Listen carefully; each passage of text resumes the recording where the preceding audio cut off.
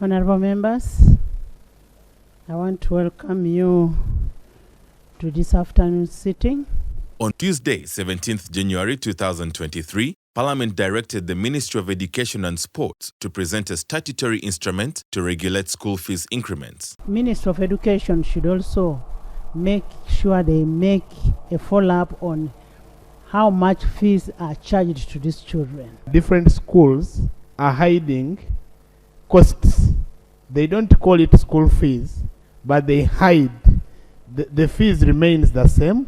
Then they bring in issues like development fees. Why should we have government-aided schools? Some schools established by certain institutions, the government gives them capitation grant. The government gives them development fees. The government pays teachers, but they still charge more than even university. I humbly request that the Minister for Education tables before this House the statutory instrument explaining and clarifying the issue of capping of fees.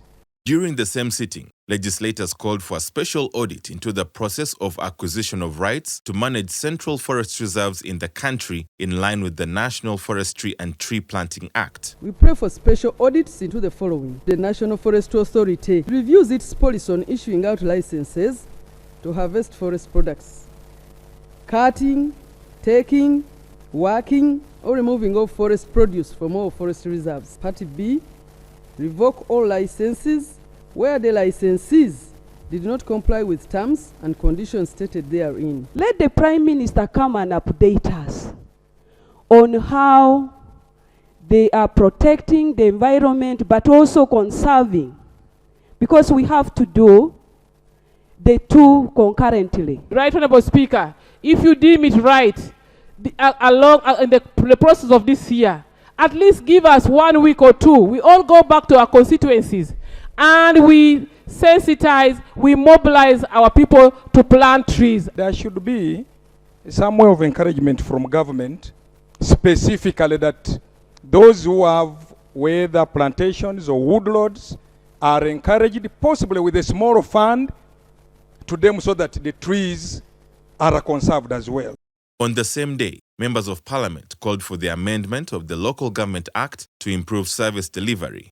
This followed presentation of a report of the Committee on Public Accounts, Local Government, where MPs faulted the low absorption on the centralization of local revenues, which they say has caused delays in releases of funds to districts. There was a motion that was tabled here in Parliament to say, can government reverse the decision of centralizing local revenue, such that these local governments, municipalities and cities can be able to act on some of the challenges. The law should be revisited and the local governments should retain the resources to be able to manage their mandates. These new cities, even now in the budgets, they still give us a budget of a municipality. I'm therefore seeking the commitment of the representative of the executive here to commit to Parliament. When are they bringing some of these changes to the Local Government Act so that people can have better services? Right, Honorable Speaker and Honorable colleagues, I hold the view, and really a considered view, that there is no need to amend the Local Government Act to accommodate cities. Everything that the city needs, in my considered view, is provided for in the Local Government Act. The law requires us to send all the monies to the consolidated fund.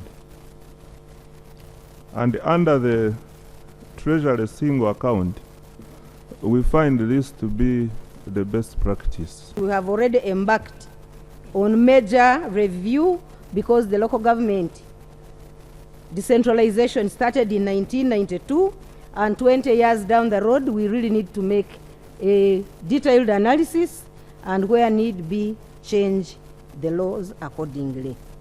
On Wednesday, 18th January 2023, the Committee on Commissions, Statutory Authorities and State Enterprises, COSASE, recommended a special audit in the maintenance of the Kampala-Entebbe Expressway. The committee observed that tolling operations commenced on 8th January 2022 with NFC and cash payments, with an average monthly collection of 2.8 billion Uganda shillings. UNRWA told us that every month of the 2.8 billion shillings that is collected, they give over 900 million shillings, sometimes up to 1 billion shillings, to Aegis to maintain the expressway. The committee observed that the operations and maintenance of the expressway at nearly 1 billion shillings paid to Aegis per month is on the higher end. I've seen they are called, I think, guardrails that are being vandalized. I think people are cutting them as a scrap. They are selling them, even the wire meshes that were there. I see many of them have been cut off. The payments for road tolls is quite high. If it could be changed, let it be paid once. That would be far much better, Right Honourable Speaker. Right Honourable Speaker, looking at the economy, the situation is not all that good. In the sitting, the State Minister for Health in charge of general duties, Honorable Anifa Kawoya, revealed that Kilembe Mines Hospital in Kasese district was closed due to repeated flooding by River Nyamwamba. This hospital serves a population of around 500,000 people.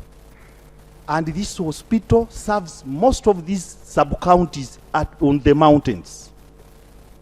Madam Speaker, we are shocked as leaders of Kasese because all the women who give birth from all those mountains are served by this hospital. Ministry of Health approved the reallocation of the essential medicines and health supplies and credit line budget from government to other private not-for-profit health facilities within Kasese district. The Ministry of Health, Right Honourable Speaker and colleagues, is under immediate plans to construct another public health center in Burembia division. On Thursday, 19th January 2023, the Speaker, Anita Among, reiterated the importance of protecting workers' savings, stressing that any diversion of the funds is a criminal act. She directed for investigations into the operations and management of the National Social Security Fund, NSSF, by a select committee of Parliament. It is our responsibility as Parliament to restore hope in the public. And in restoration of that hope, we must make sure that there is good governance, the workers' money is safe, and ensure that the board is doing its work. And under Rule 190, I am referring this to a select committee, and we shall have very able people who can never be compromised to handle this matter. I will announce the names of the 5 people on Monday. Right Honourable Speaker and members funds are safe. While the board preferred to address the petition and allegations addressed to me and the authorities I outlined above to the relevant investigating authorities, those that require a forensic audit were accordingly referred to the Auditor General, and those bordering on impropriety, abuse of office or corruption to the Inspectorate of Government, with the request that their findings be shared within a period of 60 days.